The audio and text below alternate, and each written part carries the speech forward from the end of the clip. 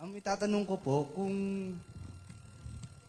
bakit po ba sa panahong ito ay dumarami ang relihiyon at sa pagdami po nitong nagkakaroon ng parang away-away po. Hindi parang away-away yun. Talagang away yun. Meron nga sa relihiyon, pumapatay pa eh. May mga relihiyong pumapatay pa dahil sa away na yan eh. Kami lang naman yata ang nag-iingat na pumatay at gumawa ng masama sa kapwa eh. Yung ibang relihiyon, mamamatay tao eh. Ang mga miyembro, pumapatay talaga. Nakasulat na yan sa kasaysayan ng bansang Pilipinas. Meron talagang pumapatay. Eh, ang turo kasi nung ministro, pag ipinagtanggol mo yung sugo, kahit makamatay ka, ligtas ka pa rin eh. Di ba ganun ang turo ng mga ministro nila? Kaya, meron talagang away. Ngayon, anong tanong mo, kapatid? Ngayon po, di po ba mas maganda kung magkaroon na lang po ng kanya-kanyang respeto sa paniniwala? Respeto? Apo. Ay, masamang respetuhin yung mali. Masama yun. Alam mo, kasi, tinanin nyo, mga kababayan, ha? Maganda ang layunin mo, kapatid. Nakikita ko yung puso mo, maganda, malinis. Ano? Pero, mag-i-inject ako sa'yo ng diwa galing sa Diyos, hindi galing sa akin. Ako rin ganun eh. Nung bata akong maliit, ayoko ng gulo. Nung ako'y tumanda, ayoko ng away. Hindi ako nakikipag-away o hindi ako nakikipag-usap sa mga umpok-umpok dahil yung mga pinag-uusapang kayabangan, ayoko nun eh. Mas gusto ko pang magbasa, mag-aral, kaysa makipagkwentuhan doon sa mga kababata ko. Yun ang naranasan kong pagkabata eh. Pero ang isang ayoko, yung may kokontrahin ako, o may aawayin ako, o kaya hindi ko sasang-ayunan. Ayoko nun. Pero nung matuto ko ng Biblia, na iba ang pagkakilala ko sa buhay. Pag walang kokontra sa mali, lahat ng tao maniniwala sa mali. Tandaan niyo. Ngayon, ano ang batayan ko? Na masama na yung mali, hindi mo kokontrahin. Bakit ganon? Ba't ko sinasabi yun? Pag mali, dapat punahin. Pag mali, dapat sawayin. Pag mali, dapat pigilan. Kasi sabi ng Diyos 3 Gs ng Tito. Pakinggan niyo. Ang taong may maling pananampalataya, pagkatapos ng una at ikalawang pagsaway, ay itakwil mo. Ipinapasaway ba yung mali?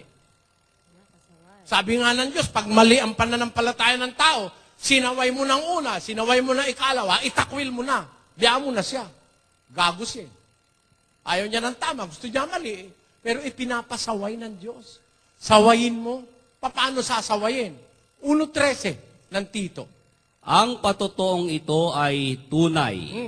Dahil dito'y sawayin mong may kabagsikan sila upang mangagpakagaling sa pananampalataya. Amo? Ito ba haka-haka ko, kapatid? Gusto ng Diyos ito eh. Pag mali ang pananampalataya, sawayin mong may kabagsikan sila. Siguro nung sabihin ng Diyos yan, hindi naman niya sinabi yan, sawayin mo, may kabagsikan sila.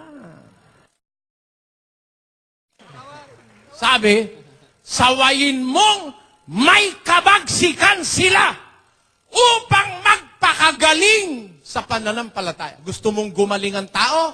Pag mali, sawayin mo. Ngayon, kung gusto niyang pasaway o ayaw niyang pasaway, bahala siya. Meron talagang pasaway. Pero tungkulin mo kung mangangaral ka na sumaway. Basa, 2 Timoteo 4:2. Ipangaral mo ang salita. Magsikap ka sa kapanahunan at sa di kapanahunan. Sumawata ka, sumaway ka. O, kita mo? Utos ng Diyos sa mangangaral yan. Sumawata ka, sumaway ka. O, pag sumasaway ba, mali? Ba't hindi na lang natin igalang ang pananampalataya ng isa't isa? Kung mali, ba't ko igagalang? Ibig mo sabihin, ang paniniwala mo, si Kristo, tao. Ha? Tapos sabihin ko, ginagalang ko yan. Amen. Ganun ba? Pag sinabi mo si Kristo, tao, sisigaw ako. Hindi tao si Kristo, kundi nagkatawang tao. Yun ang sasabihin ko. Nag-uumpisa na ang labanan. Bakit? Gusto ng Diyos na ganun eh. Para ang tao mailigtas sa mali. Ganun yun. Eh kung ako makikipagkaibigan lang, di na ako magsasalita. Pero hindi ako naparito para makipagkaibigan kahit kanino. Kahit magalit kayong lahat sa akin, sasabihin ko yung ipinasasabi ng aking Diyos na kinikilalang nasa langit. Kailangan yung kapatid. Kailangan po yun. Salamat po, Brother Eli. Salamat din po. Sana naintindihan yung punto ko.